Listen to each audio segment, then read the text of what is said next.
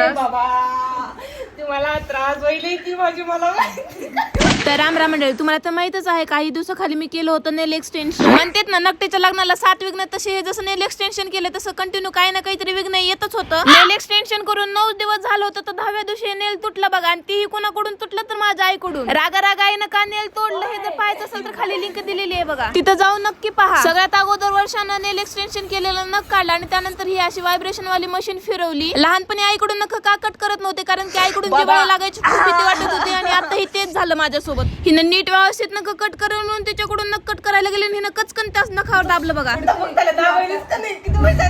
क्यों हिला डाला ना. आणि अचानक थंडी वाजून येऊ लागली होती. तुम्ही बघू शकता की आईकडून माझं किती नख तुटलं होतं. एखाद्याच्या अंगामध्ये किती गोम असते ह्याचं एक उत्तम उदाहरण आहे बघा. डुप्लिकेट नख बनवून घेतला आणि त्याला बाय बाय करून आम्ही घराकडे निघालो तर स्कूटीही बंद पडली. आणि घरी आले तर ताप आली. हे पण एक वेगळाच ताप आहे. आणि नक्की काय झालं होतं हे पाहायचं असेल तर खाली लिंक दिली, तिथे जाऊन नक्की पहा.